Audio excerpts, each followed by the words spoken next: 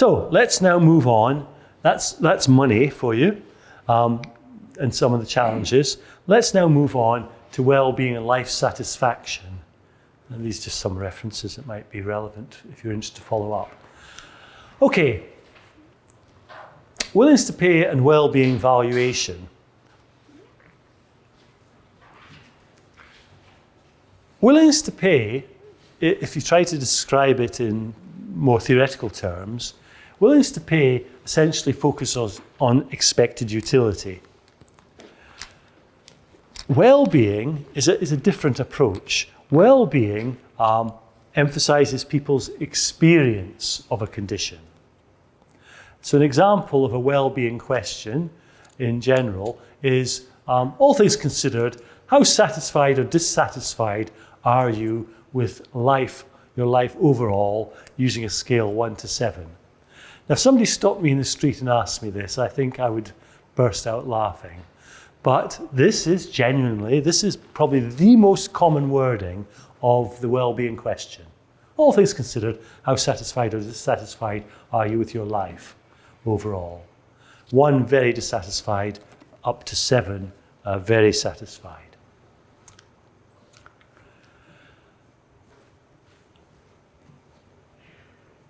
Life satisfaction is seen as being a sort of mix of the positive and negative emotions, and also some cognitive assessment of how well your life measures up to your expectations and your aspirations. There are clearly quite a few challenges with this sort of approach, particularly this emphasis on thinking how things are going, thinking about past experiences. You can have a peak end bias. If people are asked to cast their mind back and make an overall view about how things went or didn't go, sometimes we'll just focus on the peaks. Or there's some evidence, it's what happened last matters. There's some very famous studies conducted during labour, before, during and after labour with women, and it's trying to investigate their attitude and interest in pain relief. And as you ask the question at different points, you get different answers, for one thing. Maybe at the start, people might be saying, no, I'm not too interested. And then, of course, into labour and pain relief becomes a bit more interesting. And then, of course, after the event, they then think, well, it wasn't so bad. They think about the end of it all, and it was sort of okay. And the bit in the middle, which was a bit awful, kind of doesn't feature. So that's a bit of a problem. As we start, any measure that's beginning to focus on people's experience, in some ways there's a sort of unreliability can creep in. Another issue is what's labelled here as context effects, and studies have shown just how important your current mood is. So if you're asked about, so how are things going? How have the last 3 months been for you? If you catch someone in a sort of good mood, it's all, it was fine, it was good. Catch them in a bad day, it's the same last 3 months they experienced, but they just got a different way of describing it, an attitude towards it. Another problem, another challenge with asking about life satisfaction is that for many people, there's a sort of socially desirable answer.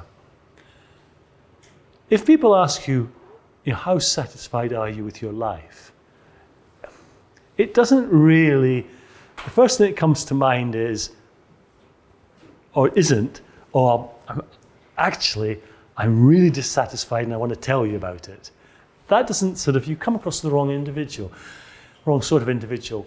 It's much more likely that if you're very dissatisfied, you'll be a bit more neutral, or you might even go beyond neutral. You might be a little bit positive in your statement.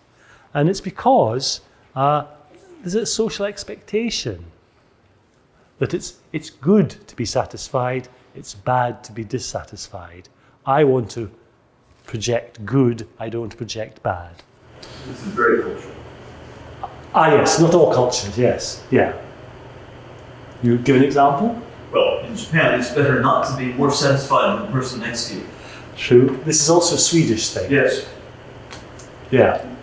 You come back from vacation, how was it? You dare not say it was wonderful because no one else is going on vacation. You say it was a lot of work, it was a lot of trouble, I'm glad to be back. Then nobody else is jealous. Okay. So in different cultures, the direction could be quite different, but the kind of phenomenon that there's a social pressure to respond in a particular way is there, yeah. On the other hand, I mean, so these are definitely potential challenges, but if we are focusing on life satisfaction, there's clearly advantages as well. If the sort of questions that enabled us to score things were as simple as this question, collecting data is just such a low-cost activity. Could we not just do it on send SMS messages and you've collected your data in an afternoon? So it could be quite cost-effective in terms of data collection. Wide application, it's everything, life satisfaction. So that's good. Some proponents would argue fewer biases than the alternatives. I think the jury might be out on that one. Here's an actual study. The proponents, I think the authors are on the next slide. Maybe not. I hope I've credited them somewhere. I think it was Paul Dolan.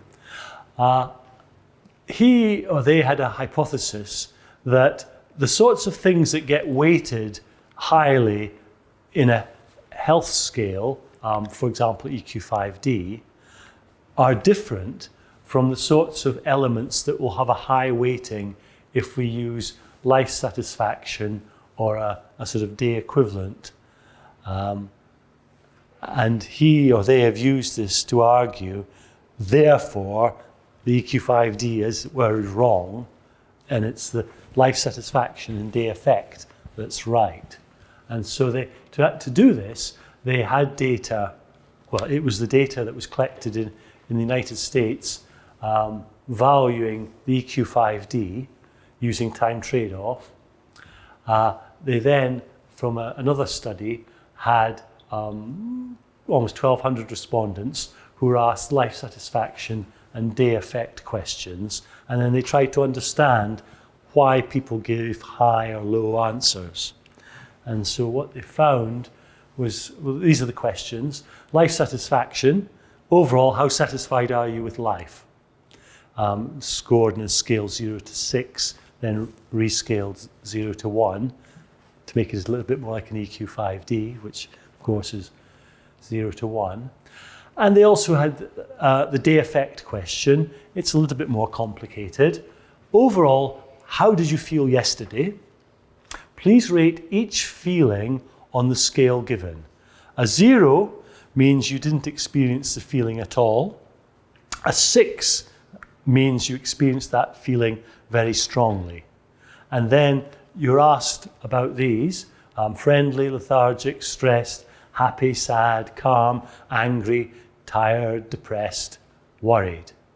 And the score for day effect is the difference between the average of the positives and the average of the negatives. So I could ask you just to check you're paying attention, which are the positives, but I won't. There are a lot more negatives than positives. There are a lot more negatives, but they're using the average. So the average positive. So you've got an average score for friendly, happy, calm. Yes, that's it. And you've got an average score, lethargic, stressed, sad, angry, tired, depressed, worried. And then you look at the difference between the average positive and the average negative. So in principle, if things were just wonderful, you could have a score of 6.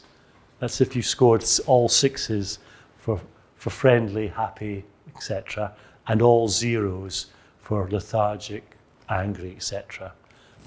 And the other way around. You could have a -6 score. And so that raw data, as it were, is then rescaled to 0 to 1 as well. So 0 being sort of bad end of things, 1 being the good end of things. And so then the precise numbers don't matter here, so don't worry about size of it. So the first column is taking these EQ5D time trade-off scores and trying to explain them in terms of the different dimensions. The second column is taking the life satisfaction, overall how satisfied are you with life, and trying to explain it using the same dimensions. And then the day effect, doing the same thing. And so what they found was quite interesting. In the EQ5D, things like mobility are really quite important, but having no effect on life satisfaction or this day effect score. Self-care is quite important for EQ5D, but no effect, life satisfaction or day effect. A bit more, as it were, agreement when we get to things like usual activity, a little bit, but pain and anxiety and depression, it features in the EQ5D and features strongly in life satisfaction and day effect. And so this is used as evidence that using things like life satisfaction is going to pick up something different from what you pick up with an EQ5D. And more than being different, these authors would argue the life satisfaction is the sort of more correct, whereas EQ5D is less correct. But how you can argue it, but how you can make your case is not so obvious. But let's just say that it does suggest life satisfaction or day effect is probably tapping into something different from what you'll pick up with a preference-based genetic measure such as EQ5D. Antonovsky's sense of coherence research would suggest that some of this life satisfaction stuff is programmed in with by the time I'm 20 years old, and it's not adjustable by medical health interventions. So when you look at life satisfaction, you're looking at attitudes towards your situation rather than health situation. Right, which could then cause a bit of a problem if you're going to measure changes in life satisfaction in apparent response to healthcare intervention. Exactly. Because you're not going to get much change. So potentially some challenge there.